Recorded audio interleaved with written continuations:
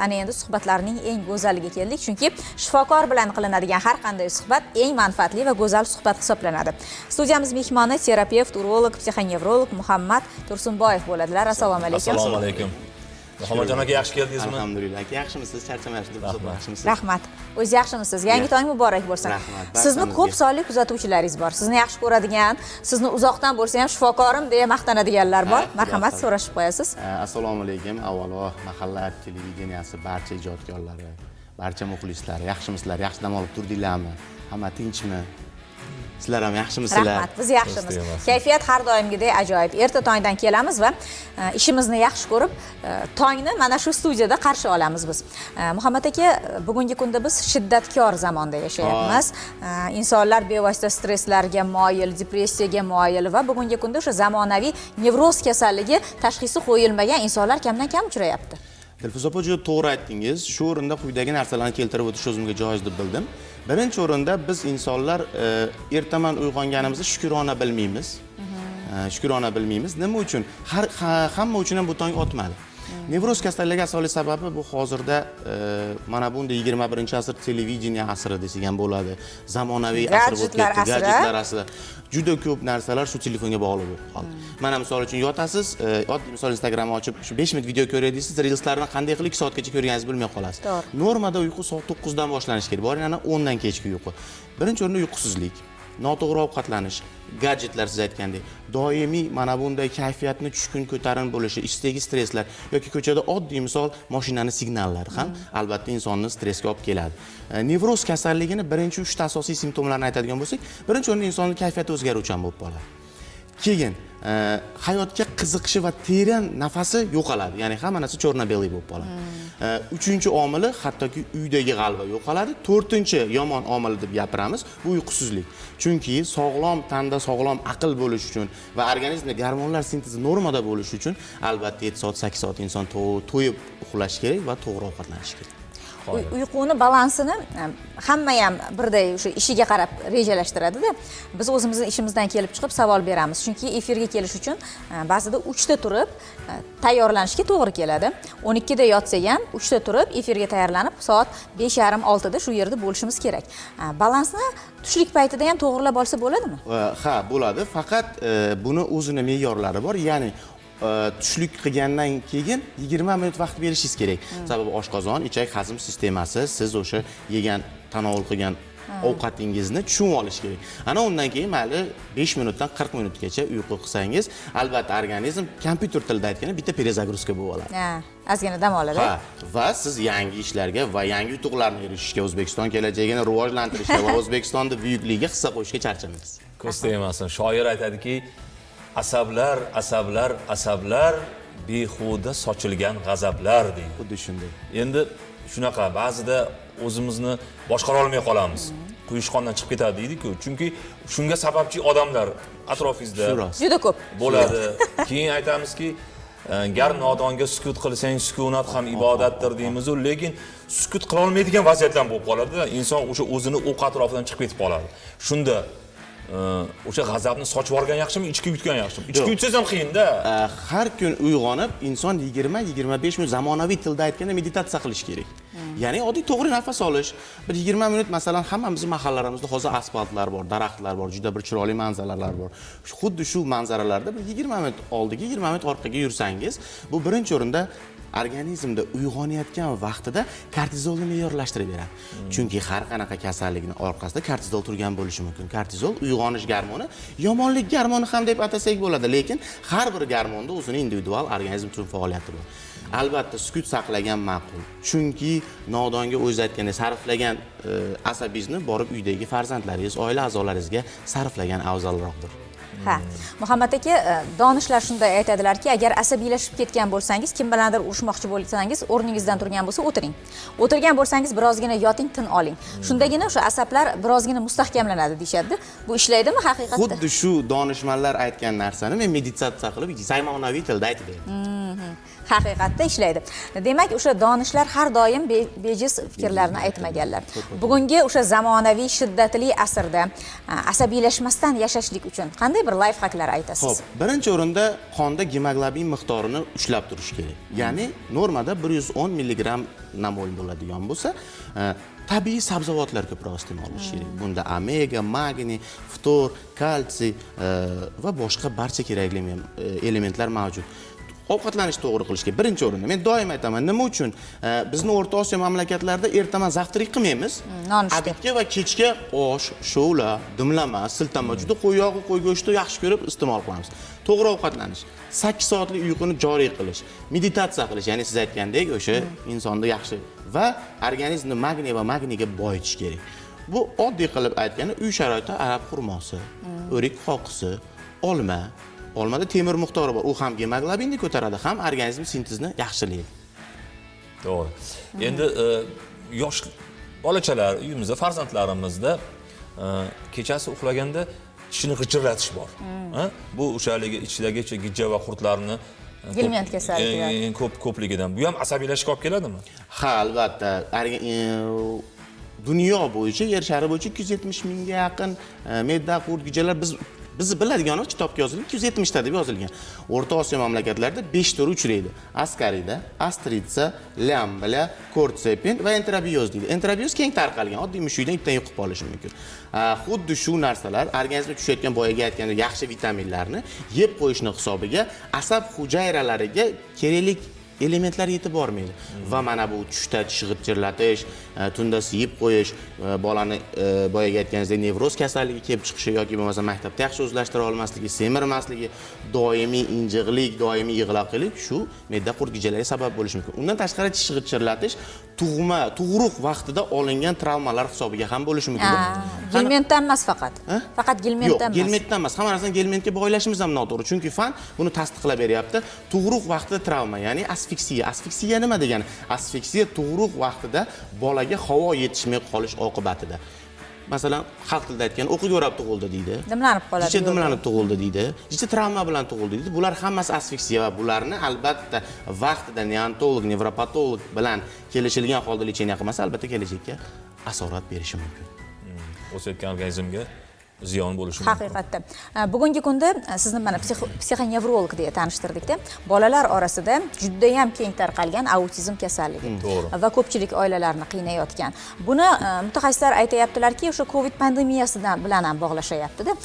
Yoki kimdir aytadiki, gadjetlarni doimiy berib qo'yganimiz ham sababchi. O'zi asli kelib chiqish sababi nimada, Muhammad aka? Birinchi kelgan omilingiz juda to'g'ri, chunki Coviddan biz Alloh amri bilan juda oson o'tdik, Xudoga shukr, chunki boshqa mamlakatlarda ko'rdinglar, odamlar qirilib berdi. Biz prezidentimiz tashabbusi bilan Sog'liqni saqlash vazirligini oyoqqa o'zlari turg'izib, o'zlari ustida turgancha Covid bizda uncha qo'rqinchli o'tmadi, Xudoga shukr. Lekin sizning gapingiz to'g'ri. Va ikkinchi omil bu gadjet omili. Ozarbayjonning Baku shahrida avgust oyida o'tgan yili bo'lgan sammitda gadjet tashxisi qo'yila boshladi. Nima uchun? Bu ham tashxis sifatida qo'yiladi. O'sha gadjet tashxis qo'yila boshladi. Nima uchun? Har bir organizmda masalan o'zini xotirasi bor.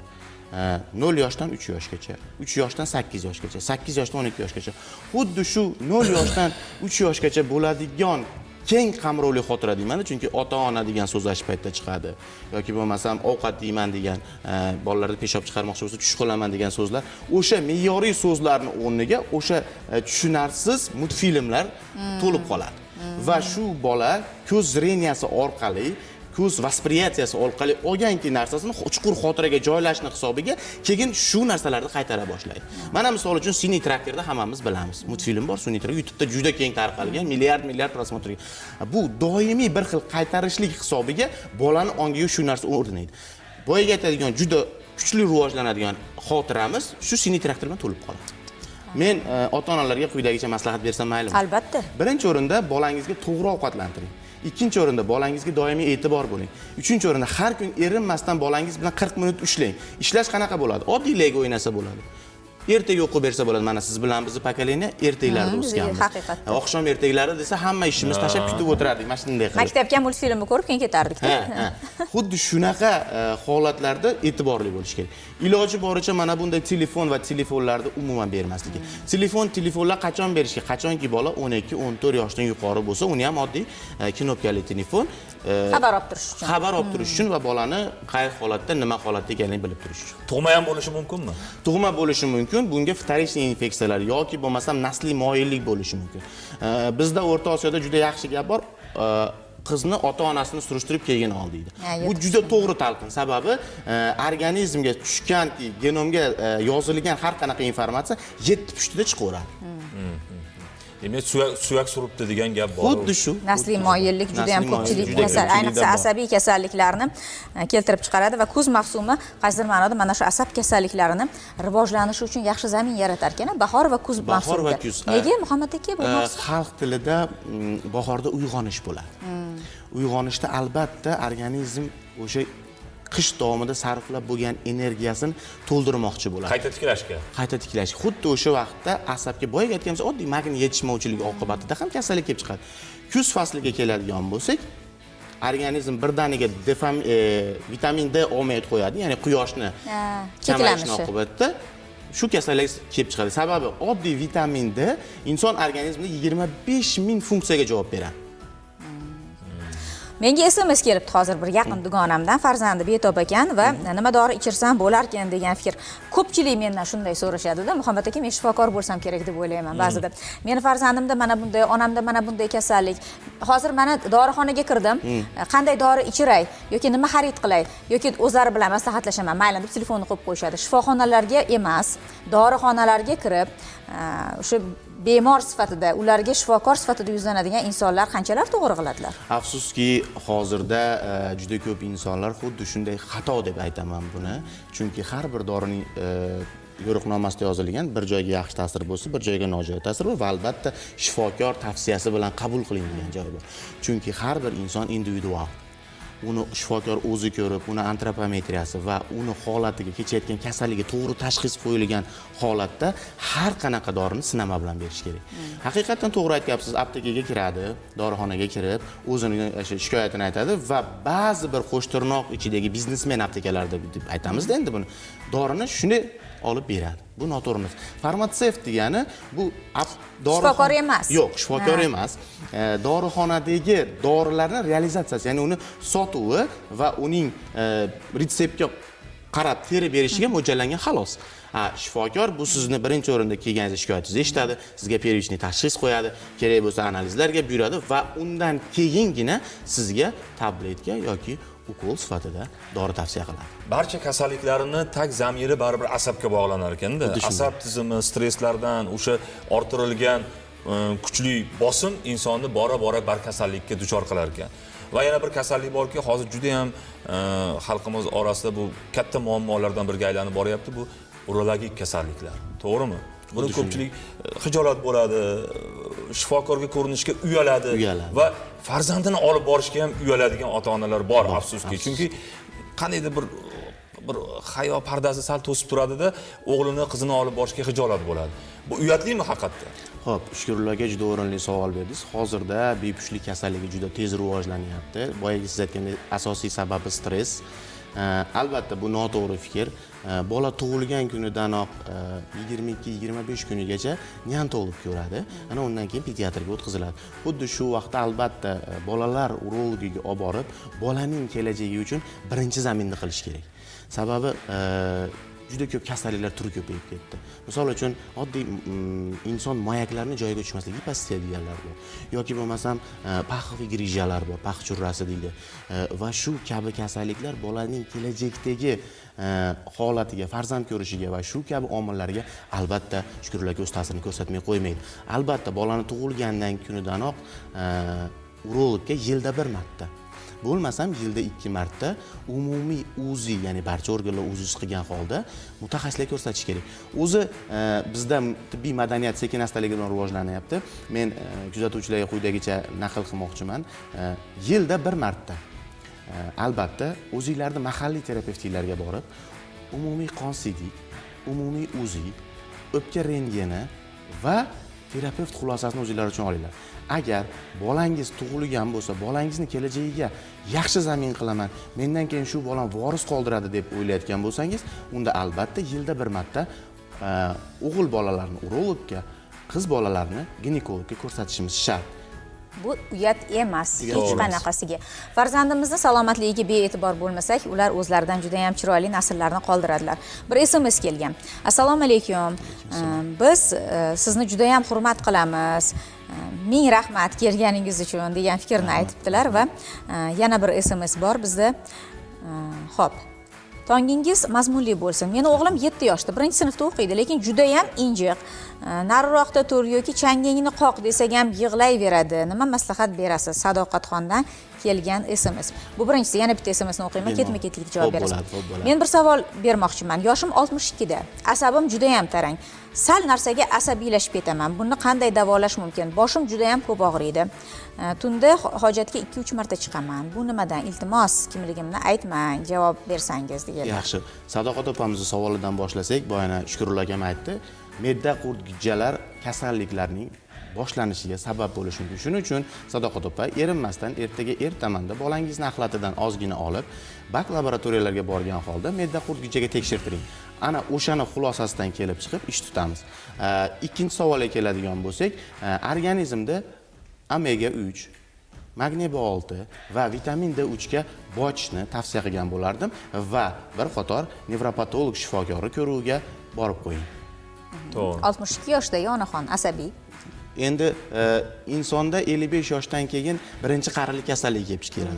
40 yoshdan keyin birinchi inson klimaksning o'zgarishi kelib chiqadi. Erkaklarda prostatit kasalliklari, ayollarda mioma yoki mastopatiya, ko'krak bezlari raklari. Xuddi shu holatni o'tkazib yubormaslik uchun albatta 40 yoshdagi erkaklarimiz yilda 2 marta urolog ko'ruviga, 40 yoshdan yuqori ayollarimiz esa ginekolog va mammolog xulosalarini o'zinglar uchun qilib turinglar. 55 yoshdan keyin markaziy nerv tizimi ozgina qonga qashshoqlanishi mumkin. Bu ensefalopatiya kasalliklari deyish mumkin. Bu hammada ham bo'lmaydi, lekin aksariyat hozir sog'liqni saqlash vazirligining statistikasiga qaraganda 20% odamlarda xuddi shu ensefalopatiya kasalligi kelib chiqyapti. Buni sababi Shukurullo akam aytgandek, boyaga noto'g'ri ovqatlanish va organizmga yomon xolesterinlar boy qilish. Yomon xolesterinlar boy bo'lishining hisobiga albatta qon tomirlar torayishi mumkin. Yomon xolesterinlar faqatgina o'sha hayvon yog'laridan kelib chiqadimi? Hayvon yog'laridan va ertaman saharlik yo nonushta qilmaslikdan ham kelib chiqadi. Hech narsa yemasa hammi? Kelib chiqadi, albatta. O'sha xolesterin ko'p degan insonlarda faqatgina ortiqcha vazn bezovta qilmasa ekan, ba'zidachi ozg'in odamlar ham xolesterini juda ham ko'payib ketib shikoyat qilishi mumkin, to'g'rimi? Shu siz boyaga aytayotgandek, tong sahardan nonushta qilmay ishga otlanadigan insonlarga ataldi.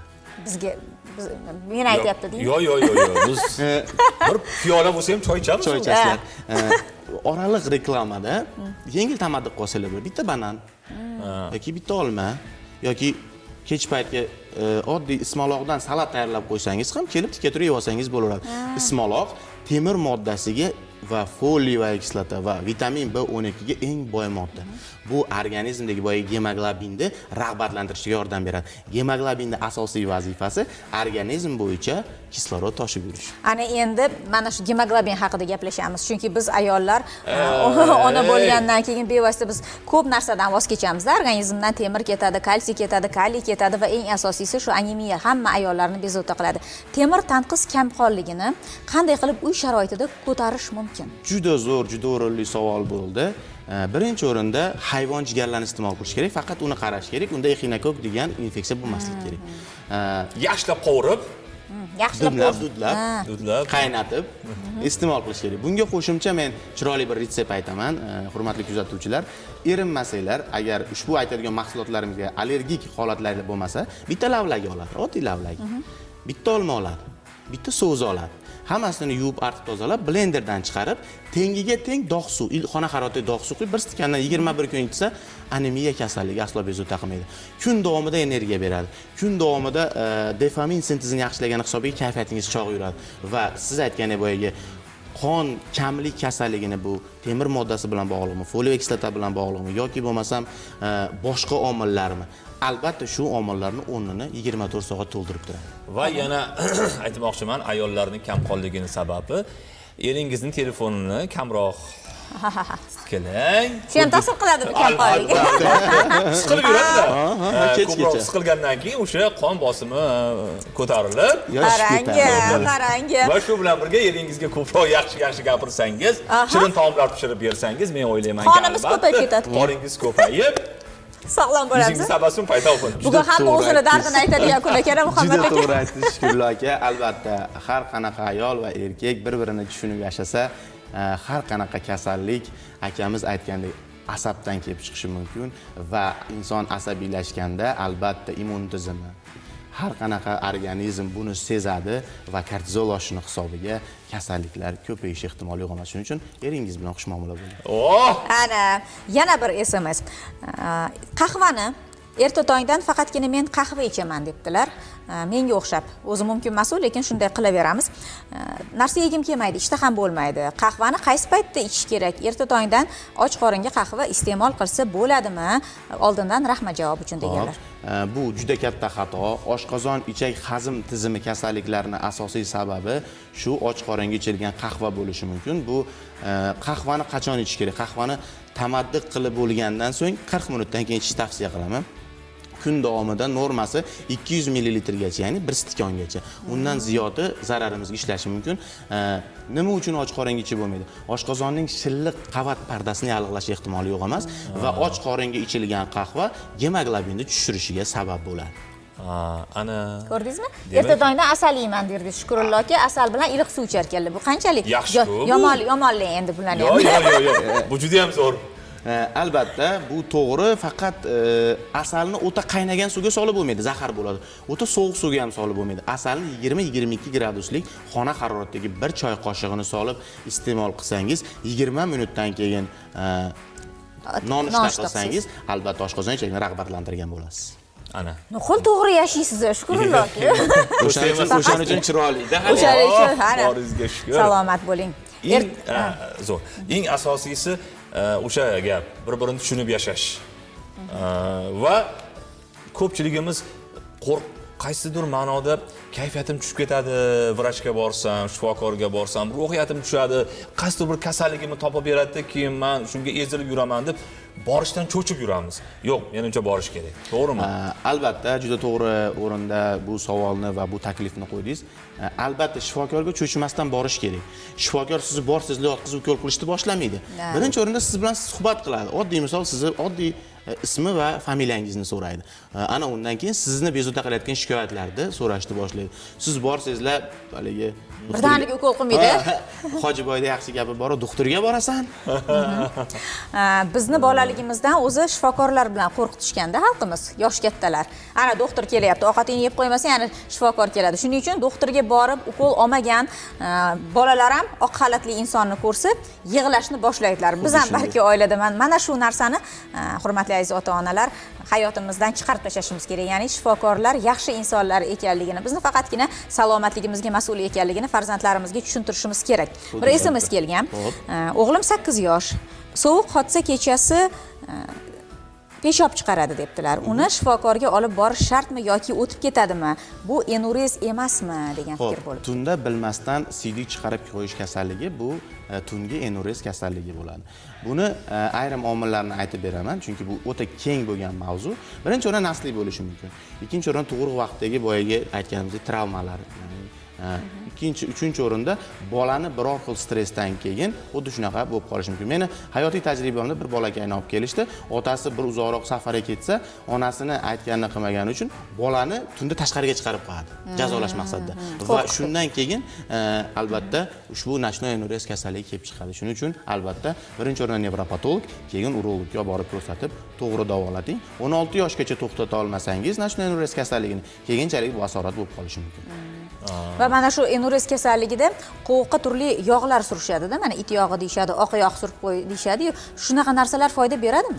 Yo'q, har qanaqa shifokor buni yaxshi biladi. Bu xalqimizning ichidan chiqqan meditsina. Tabobat, o'zlari o'ylab topdi. Tabobat emas. Ibn Sino bobomizniki. Bu xalqimiz o'ylab topgan deymiz, issiqlik qilsang yaxshilik bo'ladi. Har doim ham issiqlik yaxshilik keltirmasligi mumkin. Ayniqsa qovoq sohasida juda ham ehtiyot bo'lish kerak. Albatta, uni albatta urologga olib borib ko'rsatish kerak. Xuddi shunday. Urolog bugun studiyamizga kelganlar, savollar bo'lsa, mana bularni ijtimoiy tarmoqda ham juda ham ko'p sonli kuzatuvchilari bor. YouTube tarmog'ida, Instagram tarmog'ida ham o'ziga xos chiroyli kontentlar qilib, sizga kerakli bo'lgan fikrlarni bepul tarzda yo'llaydilar. Doktor Muhammad Niko ostida faoliyat yuritadilar, to'g'rimi? Xuddi shunday. Muhammad aka, bizni tomosha qilayotgan insonlar uchun juda ham ko'plab kerakli ma'lumotlarni taqdim etganingiz uchun sizga minnatdormiz. Tonggi tavsiyalar. Baribir shifokordan tavsiya so'raymiz biz. Avvalo sizlarga ham rahmat, Shukrullo aka, Dilfuza opa, shunchalik meni inson sifatida, keyin doktor sifatida bu yerga taklif qilganlar uchun. Hech qachon otgan tonginglardan nolimanglar. Doim shukrona qilinglar. Ertamangi nonushtani oilangiz davrasida qiling. Hatto bitta banani yeb chiqib keting. Qolgani yaxshi bo'ladi. Yaxshi bo'ladi. Muhammadjon aka, sog' bo'ling. Bugun juda ham chiroyli, menimcha hammamiz uchun ham foydali maslahatlar oldik. Va agarda shularni 10 dan biriga rioya qilsak ham, men o'ylaymanki, sog'lom turmush tarzida yashayotgan bo'lamiz, to'g'rimi?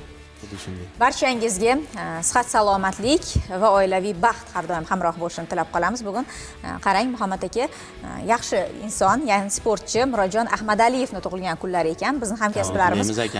Ular tomonidan ular uchun bir lavha tayyorlangan. Birgalikda ko'ramiz. Biz esa sizga lavha paytida ham savollarni taqdim etib turamiz. Rahmat.